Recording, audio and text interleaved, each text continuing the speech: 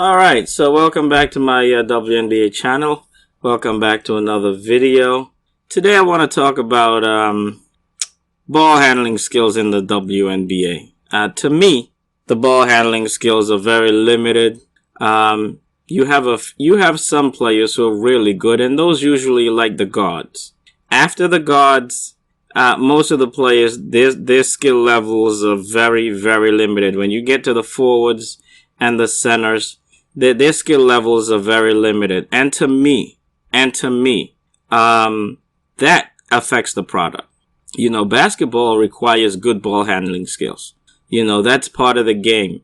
Like I said before, you know, you see a lot of turnovers. I see a lot of turnovers in the game. And a lot of it is, sometimes I'm watching these WNBA games, and I tell you, I love the WNBA. Let me just say that. I don't criticize them just to criticize them. I criticize them to point out things that, as a fan, as a consumer, I see things that are wrong with the product. And this is just my way of giving them feedback to let them know, hey, you know, you can improve your product if you fix certain things. So, I mean, my videos are very critical, but they're critical in a good way. I'm not trying to trash the product. I'm simply saying, hey, it can be better. Okay. So, like, I watch a lot of the games, and I notice a lot of turnovers in the WNBA. And what's funny is sometimes I'm watching games and a player will start the dribble and they'll just lose the handle, just lose the basketball. Another player will come along and just grab the ball when they lose it. And then the announcer calling the game, they'll talk about it as if it's a steal. Like, oh, she stole the ball from some... No, I'm sorry. That's not a steal. That's more like a giveaway. You know what I'm saying? You didn't steal the ball. She just lost the ball and you came along and took it. That's not a steal. All right. But I mean, statistically, it's going to go down as a steal, but it's not a steal. I'm sorry. Anyway, so, you know, I see a lot of times, we all see this now. You know, women want to say we deserve to be paid the same as men. And my position on that is simply this. If you generate the same income, you know, if you're generating the same revenue and things like that, yes, I 100% believe you should be paid the same as men. A lot of the female basketball players have jumped on that bandwagon, and they're on social media talking about, oh, we should be paid the same as men. That sounds great. It sounds great, but where's the money going to come from? You're not generating the revenue in your league, so where's it going to come from, right? And you see a lot of that. And another thing I look at is the skill level is not the same. You know, you can't say equal pay for equal work if it's not equal work. What you're doing, your skill level, your skill level got to come up. You're not doing the same thing as the guys. You know, I look at, I'll make one example. I look at Kevin Durant. Kevin Durant is a superstar in the NBA, right? Kevin Durant's about 6'11", 7. I personally think he's 7 feet. They list him as 6'11", but I personally think the guy is like at least 7 feet or more. And he can put the ball on the floor. Incredible shooter. But part of his game is being able to put the ball on the floor and get to where he wants to get to and shoot the basketball. He can shoot a three. He can get inside closer, stop, pull up, jump shot, or he can drive to the basket.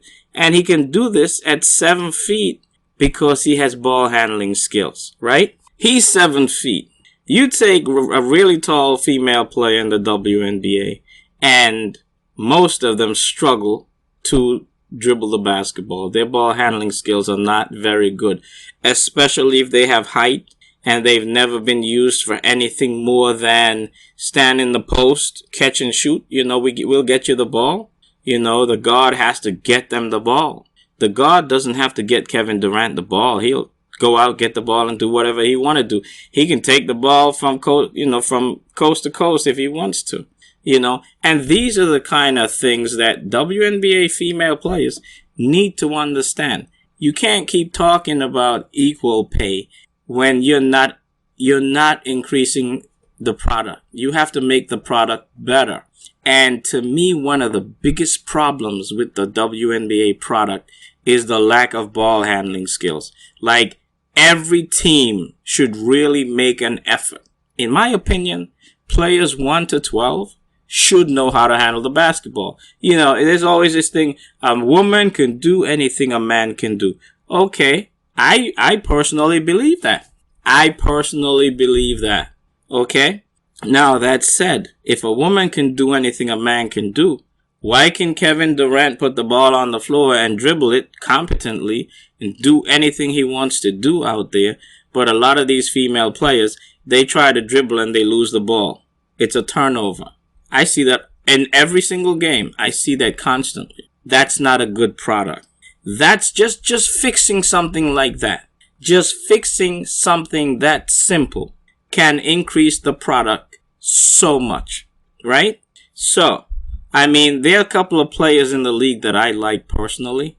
I think they have tremendous upsides to them, tremendous potential. And I think they have the potential to be stars in the WNBA, but they don't have good ball handling skills. So if you don't have good ball handling skills, what you can do offensively is limited. Your ability to be a star, and let's be honest, when it comes to basketball, you're not a star unless you are an offensive star. Everybody wants defense, but you don't get the spotlight for your defense. When you play great defense, you're like the unspoken hero, right? Nobody talks about you. But when you score the game winner, everybody notices. When you have a big offensive game, everybody notices. And if you cannot dribble the basketball, if you're not a good ball handler, your ability to have those big games are limited because you have to depend on somebody else to get you the ball. And guess what? The WNBA is a very competitive league. 144 jobs. Everybody's trying to make the team. Do you think that other player is out there trying to make you look better than them and you know, make you a star, and in the meantime they getting cut? I don't think so. They trying to make the team too. So you can stand in the paint and wait for them to pass you the ball, and they out there got the ball handling skills, and they you know, bobbing and weaving and driving to the basket. You standing there looking for the ball. I see that sometimes. I see some players, they just pass me the ball, and they just look them off. Like, what are you going to do with the ball? You can't dribble. I got this. You know what I mean? Those guards be like looking them off. Be like, no, I got this. Why am I pass you the ball? Especially if you're out behind the 3-point line. You don't shoot the three and you can't dribble. Why am I passing you the ball only for you to just pass it right back to me? I'll do that if I'm, you know, if the defense is on me and I need help. But other than that, I ain't passing you the ball. I see that all the time. They just look them off, and it makes sense. I wouldn't do it either. You can't shoot the three, and you can't dribble out there. If I pass you the ball, I'm just going to have to come back and get it. So what's the point of giving it to you if I don't need you right now? I'll give you the ball and come back and get it if I need to, like, beat the defense or something. But other than that, I don't need you, right? So if you don't have good ball handling skills, where are you going realistically? If you're a WNBA player and you don't have good ball handling skills, where is your career going? What are you trying to do? Because if you don't have good ball handling skills, if you can play great defense, you know, teams will take you until they can do better. They will take you and they will put you on the roster until they can find somebody who can play defense and have good ball handling skills and can play good offense too. And then they won't need you anymore. Okay? So if you're a player and you don't have good ball handling skills, I don't care what position you play. Basically, there are very few centers in the WNBA. There are very few true centers. You have Sylvia Fowles in Minnesota. You have Brittany Griner in Phoenix. And you have, let's say, Liz Cambage now with the Las Vegas Aces. But you have very few centers. Everybody else is either a guard or a forward. I mean, and you need to be able to put the ball on the floor. You need to be able to put the ball on the floor. All right? If you're a forward, you need to be able to put the ball on the floor beyond a couple of dribbles in the paint. beyond a couple of dribbles in the paint. You should be able to, I look at certain players. I look at, say, one of the players I like. I like Dearica Hamby with the Las Vegas Aces. Probably in my opinion, the most underrated player in the whole entire WNBA, in my opinion, right? Great defensive player. I can't tell you how many times I'm watching their games. The starters come on and the starters suck. A lot of times they suck and they're down, and then she comes in the game and a couple of minutes later it's a tied game, right? It's a tied game. Then she goes out, the starters come back in, and the cycle starts all over again, until they just struggle until they struggle win. They either lose or they struggle win. That's what they do in Vegas. They're either winning or they're either losing or they're struggling to pull out a close win. That shouldn't be a close win. Not a very good team. Despite all the hype about getting Liz Cambage, the Vegas Aces are just not a very good team. All right? They're just not a very good team, and I criticize them a lot, and I stay criticizing them because they're underachieving, in my opinion. All right? So, I look at Dearica Hamby. Great defensive player. Plays with a lot of energy. To me, she has the potential to be a superstar in the WNBA. But she has the problem I'm talking about. Not very good ball handling skills. She can't dribble the ball, but for so long, a couple of dribbles and she might lose the ball. Couple of dribbles and it's a turnover. Before she can do what she needs to do. She needs to, in my opinion, I would tell her, I would say, Dearica, study film of Candace Parker. I love Candace Parker because she has great ball handling skills. Now, she's a big, I don't expect it to be the prettiest, but she's solid when it comes to handling the basketball. And that's what you should be striving for. Not bending over, you got to bend over and you're struggling to dribble the ball. Candace Parker stands up straight and dribbles the basketball. She controls the basketball.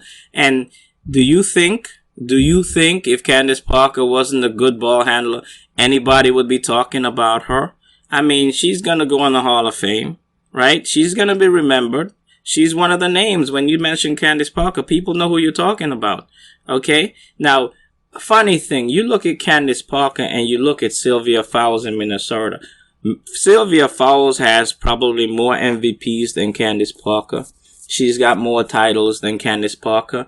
But I guarantee you, historically, more people will remember Candace Parker than they will remember Sylvia Fowles. You know why? Candace Parker has good ball handling skills, and she can do anything close to the basket, away from the basket, whatever, because of her ball handling skills. Sylvia Fowles doesn't do much away from the basket. I mean, when have you ever seen Sylvia Fowles take the ball, get a rebound, and take the ball from one end of the court to the next and score? Go coast to coast and dribble the ball. You're not going to see that. Am I saying she can't do it? I don't know. I've never seen her do it. And I know the coaches probably don't want her to do it. That's another thing. The coaches don't want these players to do things. They want them to do what they want them to do in their system. But I tell players, I will tell a player, this is what I would tell you as a player. This is your career. The coach is going to tell you, this is what we need you to do. This is what we need you to do. Don't worry about knowing how to dribble the ball. We're going to get you to the ball in the post. That's what they're going to tell you, right? Until they find a player who can do the same thing you do in the post and then be able to dribble the basketball and do other things. And then you'll become expendable. And then you'll get cut or you'll get traded, right? And they won't be worrying about you. That's a business decision, right? It's not personal. It's business. So I would tell a player, if your coach says, don't worry about doing this, but you think it's a good thing for you, for your career, do it on your own time. Now, maybe the coach isn't going to dedicate any time during practice for you to learn how to dribble or learn how to shoot threes, but you got some time of your own. Do it on your own time. Get into the gym on your own time. Learn to dribble. Learn to handle the basketball. Learn to shoot threes, because that's your career. That's your career. The coach is going to tell you to do what fits their game plan, right? That's what fits their game plan. That's all they care about. When it's time to cut you, when it's time to say, hey, we don't need this player anymore. Maybe you get hurt. You're not as physical. You're not as athletic as you were before. You can't do the things you used to do. And you don't have other things to fall back on. And they say, oh, we don't need that person. We can get a better person. It's not personal. It's it is what it is. You have to look out for you. Because the coach ain't always going to be telling you what's in your best interest. They're telling you what's in their game plan's best interest. All right? So if you're a player and you want to have a future as a basketball player, you're a WNBA player, you need to know how to handle the basketball. If you can do nothing else, know how to dribble the ball competently, be able to attack the basket, do different things. I see so many players that have so much potential, but they can't dribble. Dearica Hamby, she has so much potential, but she can't. Dribbling is a struggle for her.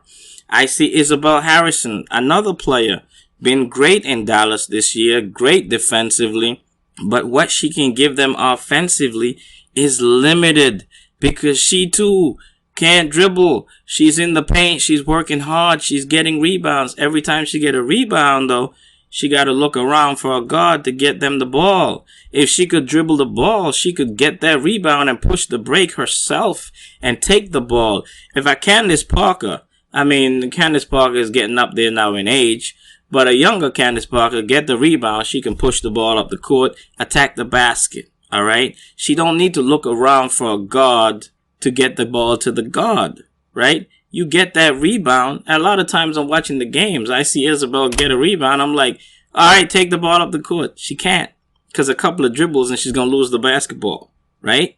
But if she could dribble the ball, get that rebound, you could go up the court, attack the basket, and get it easy too, right? But now you got to wait, find somebody to pass the ball to. And but by that time, the defense is set. That transition opportunity is gone. And those are the little things that hurt an offense. It's little things like that limits a player's ability to grow and be better and become a star in the league. Little things like that. You cannot be a star if you're waiting for somebody else to get you the ball in an area where you can score. You have to be able to do it for yourself. You cannot be great if you depend on everybody else to help you. You have to be self-sufficient. You have to be able to do it for yourself. If you cannot dribble the basketball, you cannot do it for yourself. You're always depending on someone else. You're always waiting on someone else to get you the basketball in the right place. And sometimes that person, they're trying to be the star. It's crunch time and the game's on the line and you think you can help. Just pass me the ball. And they're looking like, this is my moment. I'm the one out here with the ball handling skills. If you wanted to do something, you should know how to dribble a basketball. But I got this. I'm going to win this game and I'm going to be the star. I just needed to block some shots. I just need to get some rebounds. When you get the rebound, get me the ball so I can do my thing. You understand? If you can't dribble a basketball, you just work in the, I say this. If you don't know how to dribble a basketball competently and make moves, and all you can do is block shots, get rebounds, and maybe score a little bit in the paint if they get you the ball in the right place, you're just out there making everybody else an all-star. You'll be making the people on the team, your teammates, you'll be making them all-stars because what you do, I look at Dearica Hamby. Look at Dearica Hamby in Vegas this year. Right now, they have the best record in the league, even though they struggle so much. They have the best record. You got Liz Cambage. She has struggled, in my opinion. You got Asia Wilson. She's had some good games here and there, but she's struggled a lot. Kayla McBride struggled too. They have little good games here and there, but they've all struggled. But this year, they're all stars. They are all stars, right? And you have a Dearica Hamby who keeps coming off the bench, busting her ass out there, helping them come back from these deficits to win these games. that they're now having the best record in the league. Their coach is going to be the all-star coach. And those 3 players are going to be all-stars. And what did she get? She get nothing. She got nothing. She didn't get an all-star nod. I thought she should have been an all-star. But you can't be an all-star coming off the bench. There are no all-stars coming off the bench. They don't recognize you.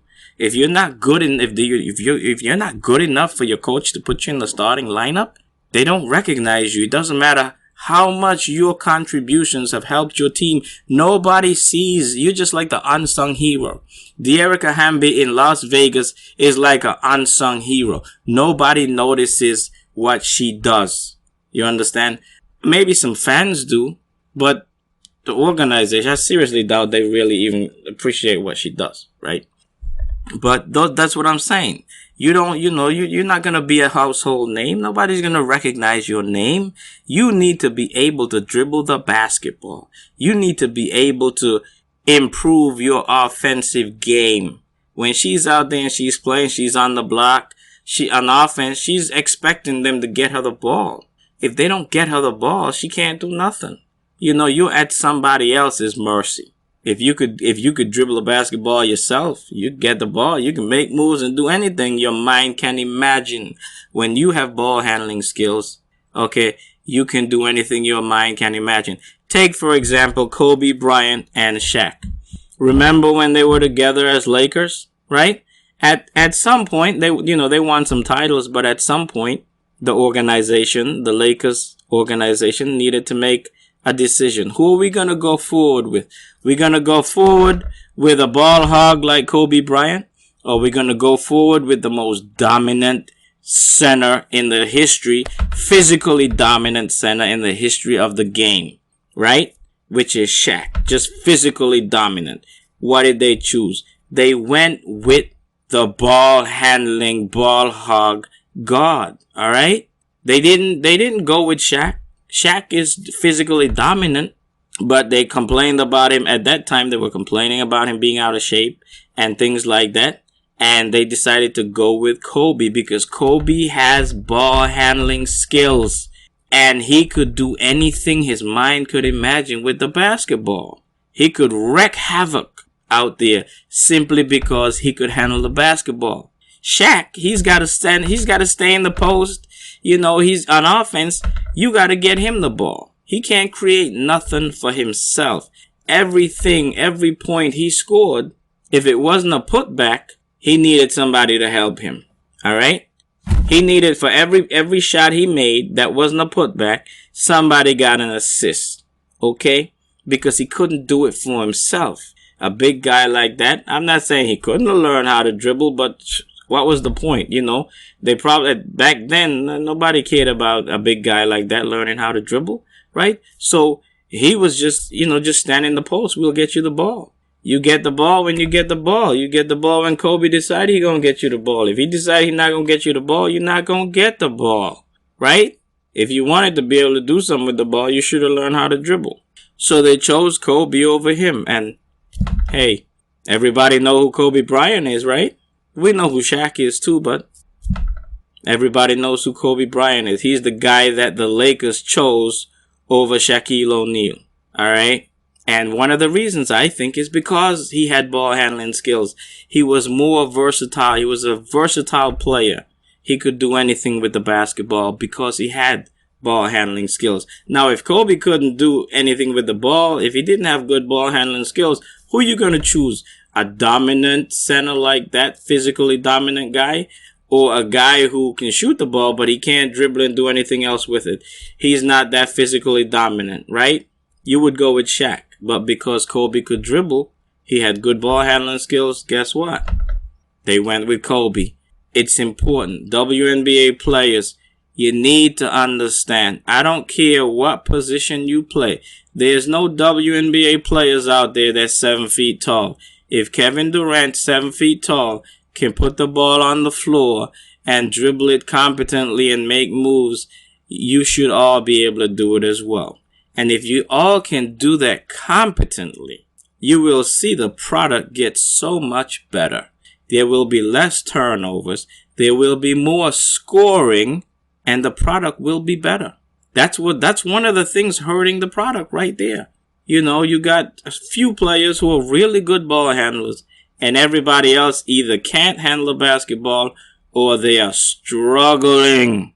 They are struggling. And, you know, NCAAW coaches, women basketball coaches in the NCAAW, y'all need to stop sending these players to the WNBA without this skill.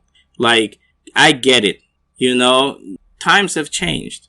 No star player should be leaving a college program after 4 years and not be a good, competent ball handler. I don't care how tall she is. She need to be able to handle a basketball. You're sending her to the WNBA to do what? Catch and just shoot and wait for somebody else to get her the ball? Because that's what your program does in the NCAA. Maybe if your program didn't do that, you might be a better program too. You know? Teach these girls how to dribble a basketball. They should all know how to dribble a basketball after 4 years. It's sad I see some of these players in the WNBA after 4 years of college. They can't dribble. They still can't dribble a basketball? Come on now. Come on. What kind of product is that? And then you out here talking about we should be paid as much as the NBA players. If you're underskilled, you're going to be underpaid. Okay?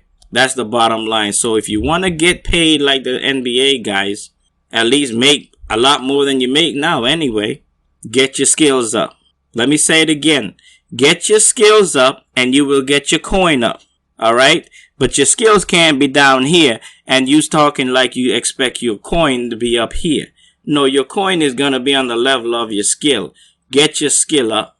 Get your skills up and your coin will follow. All right? Now, that's all I have to say for this video.